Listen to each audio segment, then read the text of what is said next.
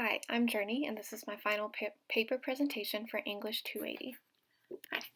For my final project, I will be talking about a short story from the collection Labyrinths by Jorge Luis Borges. I'm sorry for the many names I'm going to mispronounce. I'm going to be focusing specifically on the short story, The Garden of Forking Paths. This short story is a twist on the spy thriller that takes place during World War I.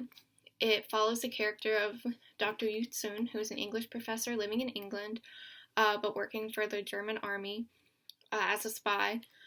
And he's being chased by Richard Madden, who is an English spy, trying to catch him before he can relay the information back to the German army. So Dr. Yutsun also has to get across to the German army the name of the town where the English are holding their weapons, and he realizes that the only way he can do this is by killing a person with the same last name as the town. So he boards a train to go find the person, and as the train is departing, he sees he sees Richard Madden barely missing the train, and he estimates that he has about 40 minutes of time before Madden catches up to him. So when he gets off of the train, he goes to the house of Dr. Stephen Albert, who studies a person named Soy Pin, whose main life goal was to create a work of fiction, a novel, but also create a labyrinth. Yutsun tells Dr. Albert that Soy Pin was his ancestor, so the two talk about this and their relationship, and Dr. Albert reveals that these two things, the labyrinth and the work of fiction, are the same thing, and talks about this in relation to their real life, saying that Yutsun could have come into Dr. Albert's house as like a friend or an enemy or trying to kill him. As he's talking, Yutsun realizes how close Madden is to getting to Dr. Albert's house and finding him before he can relay the information. So right before Madden comes in, Yutsun kills Dr. Albert. Later, after Madden catches him and he's in his jail cell, like the day before he's going to be executed, he sees that in a newspaper that the Germans have bombed the city of Albert in France, so his plan worked. Time and language is twisted and used in the Garden of Forking Paths in order to create multiple labyrinths, or universes, also called forks, within the story. One of the important parts of the story, in which it reveals itself to hold multiple possible realities, is the line in which Yutsun says that he read in the same newspaper, which provides into what same means, and also begs the reader to look further into what Albert previously said. The short story, which at first just seems like an intriguing and unique one, especially as it is a twist on the spy thriller, actually uses language in the short story form to create a forking path of narrative lines that are never actually resolved. The knowledge that there are different paths are not stable, as it requires both historical information and very deep insight, and there is no right answer as to what Borges intended to do with this story. While the knowledge that there are multiple realities within the story is initially very stable, it all comes apart and destabilizes when the reader looks into various lines, like the same newspaper quote that I mentioned earlier.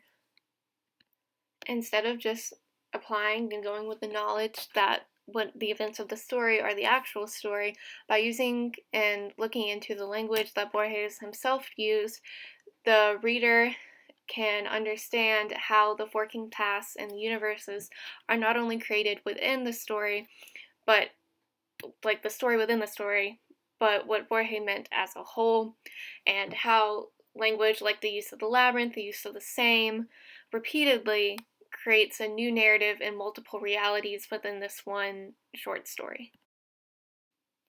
I will be using a variety of critical frameworks to analyze a short story, including new historicism, since this story takes place during World War I but was written during World War II, and the author has various interesting things that happened in his life that is important to the making of the story and the meaning of the story that is important to note in my paper, but also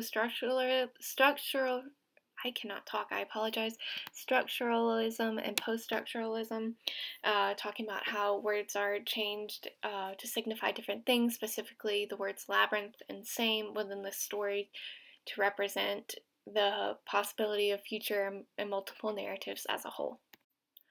My thesis is how Jorge Luis Borges changes how language is signified within his short story, The Garden of Forking Paths, in order to create multiple stories and possibilities within it, specifically in order to create a circular narrative with many strands. My research problem and thesis are related because both focus on the use of language and the use of a story within a story in order to create a complicated narrative, but also to create multiple realities within the story. My thesis and paper as a whole will expand upon the destabilized concept of multiple paths/forks initially addressed in my research problem. I don't exactly have a set paper outline yet, but here is a rough outline for my paper. In the first paragraph, I will obviously do an introduction and a thesis where I state my main point and thesis like I did in this presentation, and then I will move on to a story summary in the next paragraph where I will summarize the story in a more condensed version than I did in this presentation, especially since the story isn't well known. I feel like I need to summarize it for my readers. And then I will move into a new historicism lens of reading the paper, where I will talk about how the story takes place during World War I, but the author wrote it during World War II, and the various meanings that this could have on the story. And then I will move to talk about the author himself, who was Argentinian, but a noted Anglophile and politically conservative. Even though he was strongly anti-fascism, I think this history will play into an analysis of the story, and furthermore into my later analysis of the multiple narratives and storylines, and then briefly discuss the original language versus the translated English version that I read, especially since, as the author was like an Anglophile, the title is awkward in the original Spanish, but it almost translates perfectly into English, which I feel like can also work into my later analysis again of language. And then any other historical parts that stand out as I continue to research. And then I'll move into looking at the story through structuralism, since structuralism looks at stable parts of literature. I will do the same here. I will look into the explicit meaning of the words he used, like previously said, the words labyrinth and same day, and looking into the possibilities of the story within these like singular dictionary meanings. And then I will move into post-structuralism, where I will look into the implicit meaning behind the story and the words he uses. And as post-structuralism looks into multiple meanings, I will do the same, but then connect it how it connects to multiple paths within the story, and then how reality is changed within the story, and then like within the story within a story through the use of language. And then I will conclude by restating my main thesis and the main points used throughout my essay. Also within my paper and in this outline, the major supporting claims I will be using is that language in the story itself isn't what it seems, and the explicit versus implicit meaning of the words in the story. The parts of the primary text I will focus on beyond the whole story, which I will definitely focus on, is the conversation between Albert and Yutsun when they're discussing the work of Soy Pen and the Garden of Forking Paths as a book and as a labyrinth. And then the last page when Dr. Tsun is handed the newspaper saying that the town is bombed.